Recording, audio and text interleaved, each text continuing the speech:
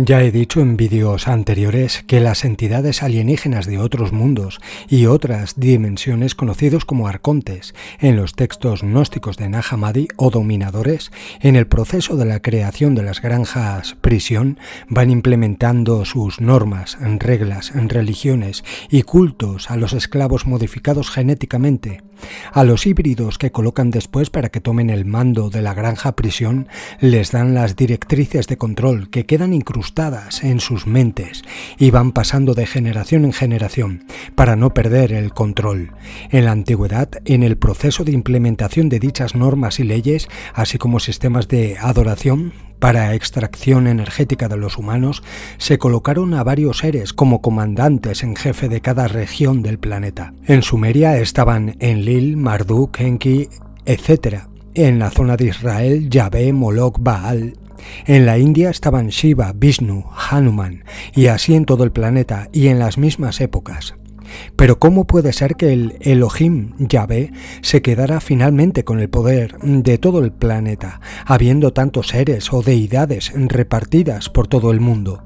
Pues como se hace en la política, creando una gran campaña de propaganda y derrotando de esta manera a los contrincantes. Es lo que ha ido haciendo durante los miles de años que ha estado en este mundo.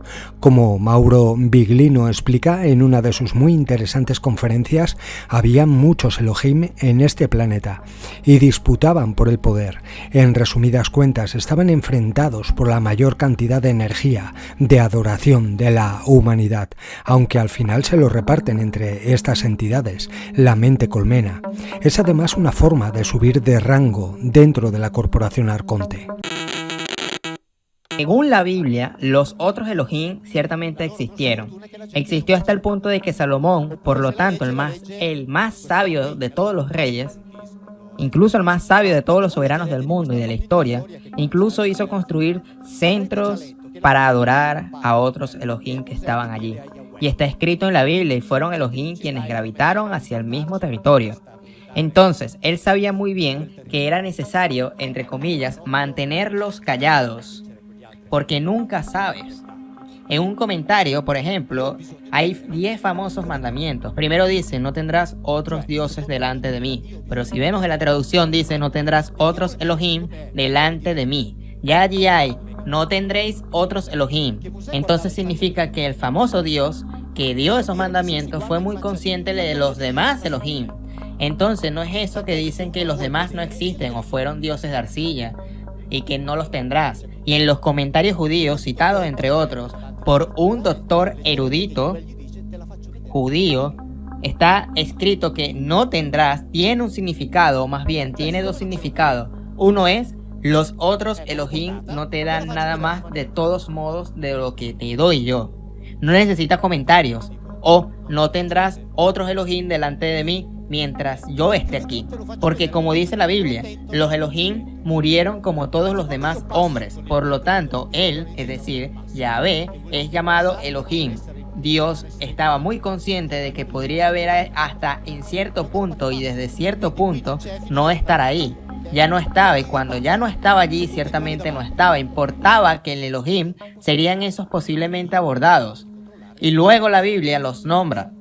También a los otros Elohim les da nombre. Repito, en el libro de los jueces hay incluso otros Elohim quien es comparado, como por ejemplo el Elohim Kamosh, quien es comparado con Yahvé, y dicen que tienen los mismos poderes hacia los pueblos sobre los cuales ellos gobernaban, los mismos poderes que confiaban esos dioses dentro de sus territorios para aquellos pueblos. Pero esto se reconoce claramente cuando el comandante de la fuerza del jefe de Israel le cuenta al rey acerca de estos oponentes y dice: pero vuestro Elohim os ha dado esas tierras y tú te las quedas, y nuestro Elohim nos ha dado nuestras tierras para nosotros tenerlas.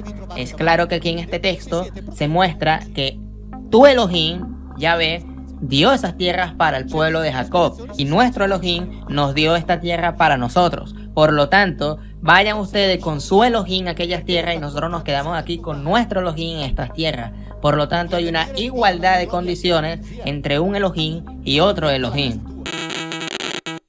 Elohim. La Biblia nombra varios. Había varias docenas, Yahvé era uno de ellos. Por lo tanto, de la Biblia tenemos el relato de la relación en particular del pacto de alianza estipulado por uno de ellos y aquella familia, repito, que como bien señaló antes el amigo, por tanto, no con los hebreos. Después, si queremos saber más, es suficiente que con las mismas metodologías vayamos a leer lo que han escrito los otros pueblos. Así que vamos a leer lo que se cuenta en la primitiva religión romana, por ejemplo, antes de que fuese contaminada por la llamada Interpretatio Graxea, que la transformó.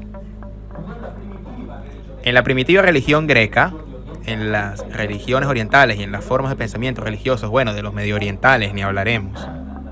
Asirios, babilonios, después los sumerios, los egipcios y después en particular en Centro y Suramérica. Entonces, de esta manera tenemos el cuadro completo que se caracteriza, en mi opinión, por un elemento que es importante: que la sustancia es igual para todos. La sustancia es igual para todos. Sabéis, por ejemplo, la religión romana más antigua, la encontraréis en los trabajos del profesor Corrias, etc. Veréis cómo los antiguos dioses romanos son exactamente como los Elohim, exactamente iguales, no hay ninguna diferencia. Paralelamente, la Biblia nos dice que en Deuteronomio 32 que Yahvé decidió hacerlo todos por sí mismo. Y la Biblia nos dice que no había con él ningún Elohim extranjero, no dejó que le ayudasen otros Elohim. Ahora bien, ¿qué necesidad hay de decir eso si él es el único Dios? No hay ninguna necesidad de decir, no quiso que le ayudaran los otros dioses. Bueno, si no existen, ¿cómo le van a ayudar a otros dioses si él es solo? Y que para los autores de la época, los demás, por supuesto que existían, Del apóstol San Pablo a los Corintios, capítulo 8. Y si lo dice Pablo, los cristianos deben de creerle, ¿no? Aunque si de hecho están las llamadas divinidades en el cielo y en la tierra, como de hecho hay muchos dioses y muchos señores, pero para nosotros hay un solo Dios. Es decir, para nosotros hay uno solo, pero de hecho hay muchos, y lo sabemos que hay muchos. Lo sabemos, porque él era un hebreo fariseo, por lo tanto sabía bien que los Elohim eran muchos. Y lo escribe. Mente. Porque a él debemos reconocer de una cosa: él jamás traicionó a su pueblo, pero su pueblo lo traicionó continuamente. Cuando aquellos de allí, que les había sido asignado por conveniencia, debían acudir a otros, lo hacía. Si él se daba cuenta, los mataba. Porque les había dicho, ustedes están conmigo, hicieron el pacto conmigo, estén conmigo. Si se van con otros, yo los mato. Una de estas situaciones, durante una enésima tradición, Deuteronomio 32, traducción de la Conferencia Episcopal Italiana, Moisés, enojadísimo, les dice, han sacrificado hasta unos Shedim, que no son ni siquiera Eloha, es decir, que ni siquiera son. ¿Qué quiere decir? Que pertenece a un grado de jerárquico inferior a los Elohim. Entonces se metieron al servicio de individuos que están debajo de estos. Pero escuchen esta parte. Han sacrificado a Elohim que no conocían, nuevos, llegados hace poco, que vuestros padres no conocieron. Entonces los Elohim que no recibieron asignación diabulaban buscando a quienes gobernar y de quienes servirse. Moisés dice que se metieron al servicio de que estos que llegaron hace poco. En la Biblia que tienen en casa, traducida por la Conferencia Episcopal Italiana, cuando antes les decía que cuando hacemos estas lecturas literales no se necesita la categoría de misterio, porque todo está clarísimo. No se necesita de interpretar, basta con leer. Poner un poco de atención, obviamente, pero basta con leer. Ok. Aquí es Yahweh que habla y dice, si tu hermano, hijo de tu padre, hijo de tu madre, o el hijo, o la hija, o la esposa, o el amigo, que es como tú, te inste diciendo, vamos, sirvamos a otros Elohim que ni tú ni tus padres han conocido, entonces no les atiendas, no los escuches, no los perdones, debes matarlo, que tu mano sea la primera para darle muerte, después la mano de todo el pueblo, todo Israel deberá saber, ni habrá temor, y no se cometerá por esto una acción malvada.